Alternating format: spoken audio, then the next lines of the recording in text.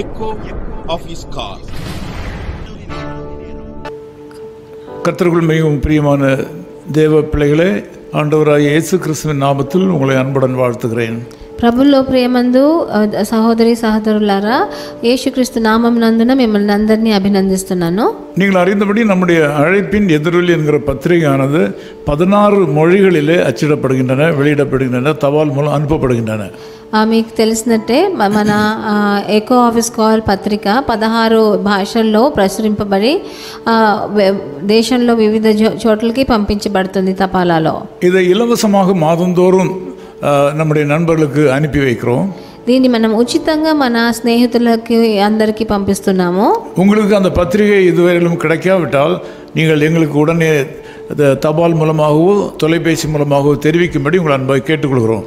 మీకు మేము పంపించే పత్రిక దొరకలేదంటే మాకు లెటర్ మూలంగానైనా లేకపోతే ఫోన్ మూలంగానైనా మాకు తెలియపరచండి. இன்றைக்கு காலையில் மார்க் எழுதின சுவிசேஷம் 10ஆம் அதிகாரம் 27ஆம் வசனத்தை நான் உங்களுக்கு முன்வைக்கிறேன். ఈరోజు ప్రొద్దుట వేళ మార్కు సువార్త 10వ అధికారం 27వ వచనాన్ని మీ ముందు ఉంచుతున్నాను. பரிசுத்த வேதாகமம் சொல்கிறது, தேவனாலே எல்லாம் கூடும். పరిశుద్ధ గ్రంథం సెలవిస్తుంది, దేవునికి అసాధ్యము కాదు అని రాయబడి ఉన్నది. With God all things are possible. With God all things are possible. దేవునికి సమస్తము సాధ్యమే అని రాయబడి ఉన్నది. நாம் இந்த உலகத்தில் எல்லா காரியங்களும் நடைபெறாது என்று நினைக்கிற காலத்திலே வாழ்கிறோம். మనం ఈ రోజుల్లో అన్ని విషయాలు మనకు జరగలేమేమో అనుకుంటున్నాం. మనము சிலருடைய வாழ்க்கையில நினைக்கிற காரியங்கள்லாம் நடக்கின்றன. కొంతమంది జీవితాల్లో వాళ్ళు అనుకునేదంతా జరుగుతుంది. சிலருடைய வாழ்க்கையில நினைக்கிற காரியங்கள் அவ்வப்போது நடக்கிறது இல்லை. కొంతమంది జీవితంలో వాళ్ళు అనుకునే విషయాలు వాళ్ళ జీవితంలో కొన్నిసార్లు జరగకుండా పోతున్నాయి. சில காரியங்களுக்கு அதிக பிரயாசம் எடுக்க வேண்டியதா இருக்கிறது. కొంతమంది చాలా ప్రయత్నం చేయవలసి వస్తుంది. சில காரியங்கள் பிரயாசம் இல்லாமலே எளிதிலே கிடைத்து விடுகிறது. కొన్ని కార్యాలు ప్రయత్నమే చేయకుండా మనకు సులువుగా దొరుకుతుంది. இந்த பகுதியிலே ஒரு மனிதன் ஆண்டவராகிய இயேசு கிறிஸ்துவை சந்தித்தான். ఈ వచనంలో చూసినట్టు ఒక మనిషి ప్రభువైన యేసుక్రీస్తుని చూసేదానికి వచ్చాడు. அவனுக்கு உலகத்தில் உள்ள காரியங்களை பற்றி அதிக அக்கறை இல்லை. ఆయనకి లోక ప్రకారమైన కార్యాల గురించి అంత అక్కర్లేదు. நித்திய ஜீவனை பற்றிய ஒரு தேவை அவனுடைய உள்ளத்தில் ஏற்பட்டது. కానీ మన మరణ పర్యంతం ఎట్లా ఉంటామో నిత్య జీవితాన్ని గురించి ఆయనకు మనసులో ఒక బాధ ఉండింది. என்னை பொறுத்த மட்டில் அவன் ஒரு நல்ல மனிதன் தான் நான் நினைக்கிறேன். నన్ను నా మటుకు నేను ఆయన ఒక మంచి మనిషి అని నేను తలుస్తున్నాను.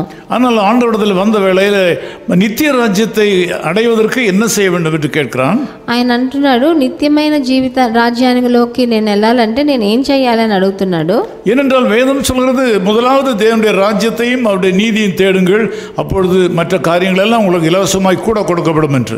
ఎందుకంటే దేవ వచనం ఇలా సెలవిస్తుంది, మొదలు మీరు దేవుని రాజ్యాన్ని నీతిని వెతికినప్పుడు మీకు లోక ప్రకారమైన అన్ని సమకూరుస్తారని ప్రభు చెప్తున్నాడు. ஆனால் அவன் மிகுந்த செல்வந்தனாய் இருந்தபடினாலும் அவனுடைய எண்ணங்கள் எல்லாம் ஆசைகள் எல்லாம் அதிகமாக அந்த செல்வங்களின் மேல் இருந்ததையும் ஆண்டவர் கண்டுகொண்டார்.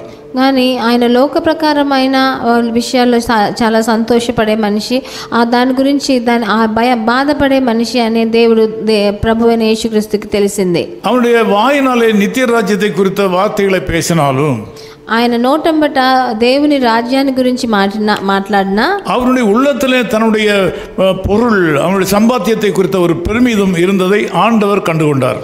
కానీ తన మనసులో ఈ లోక ప్రకారమైన సంపత్తు గురించి వచ్చే ధనం గురించి దాని గురించి ఆయన మనసులో ఆశ ఉందన్న మటుకు ప్రభువు గ్రహించాడు. ஆகவே அவனிடத்தில் சொன்னார், உன்னுடைய சொத்துக்கள் எல்லாவற்றையும் விற்று ஏழைகளுக்கு கொடுத்து விட்டு பின்னாலே வா என்று சொன்னார். అందుకనే చెప్పాడు, నీ సొమ్మంతా అమ్మేసి నా వెనకాల రా అని ఆ మనిషికి చెప్పాడు దేవుడు. நாம நம்முடைய வாழ்க்கையில எவ்வளவுதான் ஆசைகள் சம்பாத்தியங்கள் இருந்தாலும், మనం కూడా మన జీవితంలో ఎన్నో ఆస్తులు మన సంపాదన ఉన్నా కూడా நம்முடைய எண்ணங்களும் பெருமிதங்களும் அவற்றின் மேல் இல்லாதபடி ராஜ்யத்தை குறித்த தேவ ராஜ்யத்தை குறித்த எண்ணங்களும் ஆசைகளும் இருக்க வேண்டும் என்று ஆண்டவர் எதிர்பார்க்கிறார். మనకు కూడా ఎన్నో ఈ లోక ప్రకారంగా సంపాదనలు ఉన్నా మన ఆశలు దాని మీద పెట్టుకోకూడదు. మనం ప్రభు గురించి ఆలోచించాలని ఆయన ఆశిస్తున్నాడు. உலகத்தில் எல்லாரும் ஏழைகளாகவோ பிச்சைக்காரர்களாகவோ இருக்க வேண்டும் என்று ஆண்டவர் விரும்பவில்லை. ఈ లోక ప్రకారంగా మనము దరిద్రులుగా జీవించాలని ప్రభు యేసు ఎప్పుడూ చెప్పలేదు. ஆனால் நம்முடைய எண்ணங்கள் பரலோக ராஜ்யத்தை குறித்து இருக்கும்போது உலகத்தில் உள்ள சகல ஆசீர்வாதங்களும் கிடைக்கும். కానీ మన చింతలో ప్రభువైన దేవరాజ్యం గురించి అధికంగా మనం ఆలోచించినప్పుడు ఈ లోక ప్రకారంగా కూడా ప్రభు మనల్ని హెచ్చిస్తాడు. இன்னைக்கு காலையில் கூட உங்களுக்கு சில தேவைகள் இருக்கின்றன. ఈ ప్రొద్దుట వేళ మీకు మీ అక్కర్లు ఎక్కువగా ఉన్నాయేమో. இவைகளை எப்படி நாம் பெற்றுக்கொள்வது என்பது தெரியாமல் திகைக்கிறீர்கள். ఇవన్నీ ఎట్లాగా మనం పుచ్చుకునేది మన జీవితంలో ఎలా దొరుకుతాయని మీరు కృంగిపోతున్నారేమో. இந்த நாள் உங்களுக்கு மிகுந்த ஆசீர்வாதமாக இருக்க வேண்டுமானால், ఈ ప్రొద్దుట వేళ మీకు ఒక ఆశీర్వాదం అనే దినంగా మారాలంటే தேவனுக்கு அடுத்த காரியங்களுக்கு முக்கியத்துவத்தை கொடுங்கள். ప్రభు కార్యాల్లో మీరు ముఖ్యత్వాన్ని ఇవ్వడం మొదలు పెట్టండి. உலக காரியங்களை மறந்து விடுங்கள். లోక ప్రకారమైన కార్యాలని మర్చిపోండి. உலக நன்மைகளை தேடி அலைய வேண்டாம். లోక ప్రకారమైన మంచిని దాని హెచ్చైన విషయాల గురించి మీరు పరిగెత్తకండి. ஆண்டவருக்கு அடுத்த காரியங்களுக்கு நீங்கள் முக்கியத்துவம் கொடுத்து அதை நாடுங்கள், தேடுங்கள். ప్రభు విషయాల్లో మీ దాన్ని వెతకండి, దాన్ని వెంబడించండి. அப்படியானால் இந்த நாள்ல உங்களுக்கு மிகுந்த நன்மைகள் தாமாகவே வந்து சேரும். అలాంటప్పుడు ఈ రోజున మీకు మంచి మిమ్మల్ని వెతుక్కుంటూ వస్తుంది. நான் உங்களுக்காக ஜெபிக்கிறேன். నేను మీకోసం ప్రార్థన చేస్తాను. நேசபிதாவே, உம்மை நன்றியோடு ஸ்தோத்திரிக்கிறோம். ప్రభు ప్రియ తండ్రి, మిమ్మల్ని మీకు వందనాలు చెల్లిస్తున్నామయ్యా. இந்த காலைவெளியில எங்கள் கூட ஜெபத்திலே இணைந்திருக்கிற சகோதர சகோதரிகளை உம்முடைய பிரசன்னத்திலே கொண்டு வருகிறோம். ఏ దేవజనులు మాతో ఏకీభవించి ఈ ప్రొద్దుటి వేళ మాతో కలిసి ఉన్నారో వాళ్ళందరినీ మీ చెంతకు తీసుకొస్తున్నాను. இவருடைய வாழ்க்கையிலும் பல தேவைகள் இருக்கின்றன. వీళ్ళందరి జీవితాల్లో ఎన్నో అక్కర్లు ఉన్నాయి నాయన. சில நேரங்களில் உலக காரியங்களுக்காக கவலைப்பட்டு அதற்காகவே பாடுபட்டு கொண்டிருக்கிறார்கள். కొన్నిసార్లు ఈ లోక ప్రకారమైన విషయాల కోసం వాళ్ళు బాధపడి దానే వెతుకుతూ ఉన్నారు. ஆனால் வேதம் எங்களுக்கு தேவனுடைய ராஜ்யத்தை முதலாவது தேட வேண்டும் என்று சொல்கிறது. కానీ పరిశుద్ధ గ్రంథం మాకు సెలవిస్తుంది దేవుని రాజ్యాన్ని మేము మొట్టమొదట వెతకాలి అని రాయబడి ఉన్నది. இந்த மக்கள் தேவனுக்கு அடுத்த காரியங்களை தேடுகிறது மூலமாக நன்மை உண்டாவதாக. వీరందరూ కూడా వాళ్ళు మీ దేవుని రాజ్యం గురించి ఆలోచించి అవి వెతకటం మొదలు పెట్టేదానికి మీరు శక్తినివ్వండి. ஜெபத்திற்கு முக்கியத்துவம் கொடுப்பார்களாக. ప్రార్థనకి ముఖ్యత్వం ఇవ్వమని చెప్పండి. வேத வாசிப்புக்கு முக்கியத்துவம் கொடுப்பார்களாக. వేద వచనం చదివేదానికి ముఖ్యత్వం ఇవ్వని. வேத தியானத்திற்கு முக்கியத்துவம் கொடுப்பார்களாக. మన పరిశుద్ధ గ్రంథాన్ని ధ్యానించేదలాగా వాళ్ళకి సహకారం చేయండి. ஆண்டவருக்கு ஊழியம் செய்கிற விஷயத்திலே முக்கியத்துவம் கொடுப்பார்களாக. ప్రభు సేవకి ముఖ్యత్వం ఇచ్చేదానికి వాళ్ళని, அப்படியே தேவனுடைய சபைக்கு முக்கியத்துவம் கொடுப்பார்களாக. ప్రభు పరిచర్యకు వాళ్ళ సంఘానికి ముఖ్యత్వం ఇచ్చేదానికి அதன் மூலமாக உம்முடைய ஆசீர்வாதத்தை பெற்றுக்கொள்ளட்டும். అలా చేసి వాళ్ళు మీ ఆశీర్వాదాన్ని పొందుకోండి. நாங்கள் இந்த மக்களை ஆசீர்வதிக்கிறோம். మేము ఈ జనులందరినీ మేము ఆశీర్వదిస్తాం. இயேசு கிறிஸ்துவின் நாமத்தில் ஜெபிக்கிறோம் பிதாவே. ప్రభువైన యేసుక్రీస్తు నామం నందున వేడుకుంటున్నాను తండ్రి. ஆமென். ஆமென். மான்கள் நீரோடை வாஞ்சித்து கதரும் போல் தேவனே, எந்தன் ஆத்துமாவும் உம்மையே வாஞ்சித்து கதறுதே. தஞ்சமே நீர், அடைக்கலம் நீர், கோட்டையும் நீர், என்றும் காப்பீர்.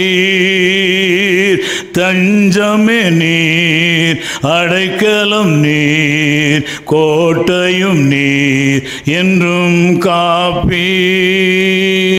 His call ministries 10 Muhammad Abdullah 2nd Street, opposite International Cricket Stadium, Chepauk, Chennai 600005, India.